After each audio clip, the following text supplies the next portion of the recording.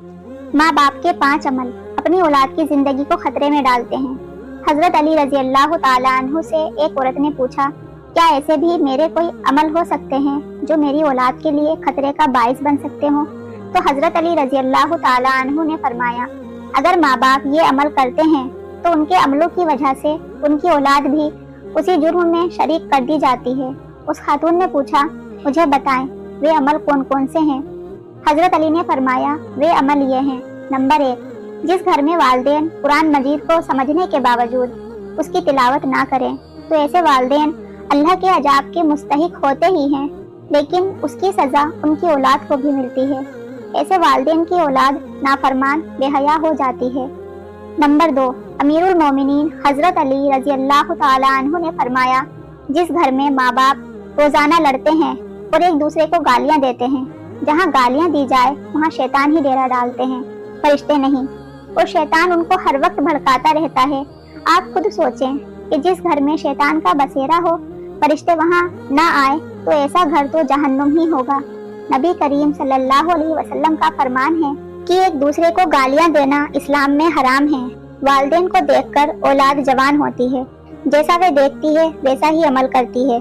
जिन बच्चों ने सारी उम्र अपने वालिदैन को लड़ाई झगड़ा करते देखा, गालियाँ देते देखा, ऐसी औलाद से वालिदैन क्या तवक्को रख सकते हैं कि उनकी औलाद फर्माबरदार होगी? इसलिए हजरत अली ने फरमाया कि माँ बाप को चाहिए कि दीन इस्लाम में बातचीत के जो तरीके बताए गए हैं उन पर अमल करें, ताकि उनकी औलाद की तरबियत दुरुस्त तरीके से हो। इस तरह आपकी औलाद नाफरमान और बेहया नहीं होगी। अपने घरों में नेकी की बातें फैलाएं।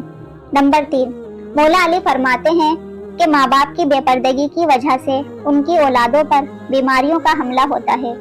और हदीस सही बुखारी में हजरत अबू हुरैरा रज़ी अल्लाह ताला अन्हु से रिवायत है कि नबी करीम सल्लल्लाहु अलैहि वसल्लम ने फरमाया कि पर्दा करने वाली औरत पर जन्नत वाजिब है, जबकि बेपर्दा औरत पर जहन्नुम वाजिब है। जिस घर में बेहयाई और बेपर्दगी होती है तो अल्लाह के फरिश्ते ऐसे घरों में रहने वालों के लिए बद्दुआ करते हैं और शैतान ऐसे घरों को अपना बसेरा बना लेते हैं। जहाँ बेपर्दगी आम हो, उस घर की औलाद बेहया, नाफरमान और गलत कामों का शिकार हो जाती है। यही नहीं बल्कि परेशानियाँ और मुसीबतें ऐसी औलाद का मुकद्दर बनती हैं। यह उनके वालिदैन की बेपर्दगी की वजह से होता है।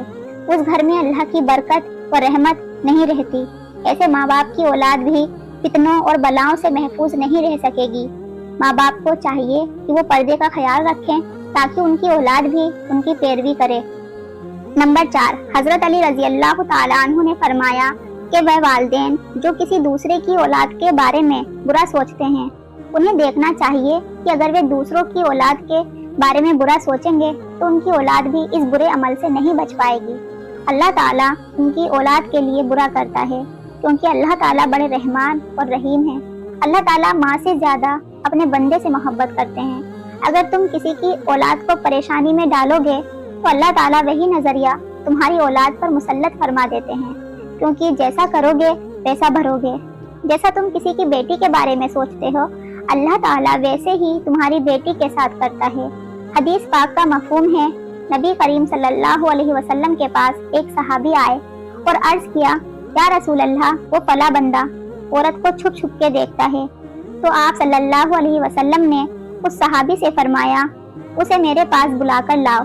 जब वो बंदा आपकी खिदमत में हाजिर हुआ तो आपने उससे कहा, तुम अपने घर की हिफाजत की जिम्मेदारी छोड़ गए हो क्या? उसने जवाब दिया, नहीं, मैं तो अपने घर की आपके फरमान के मुताबिक निगहबानी करता हूँ।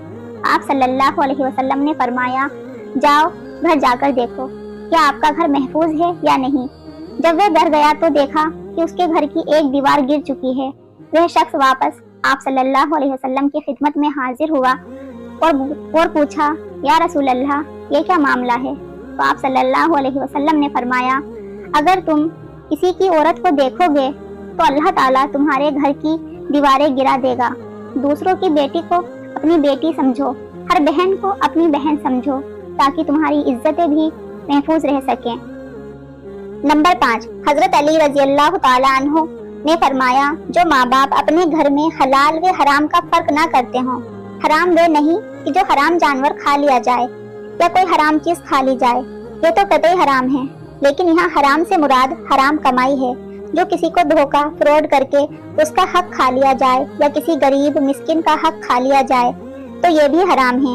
اگر حرام مال بچوں کو کھلایا جائے تو اولاد نافرمان بے حیا ہوتی ہے، آگے چل کر وہ بھی تمہارے نقش قدم پر ہی چلے گی اور گناہ میں مبتلا ہو جائے گی۔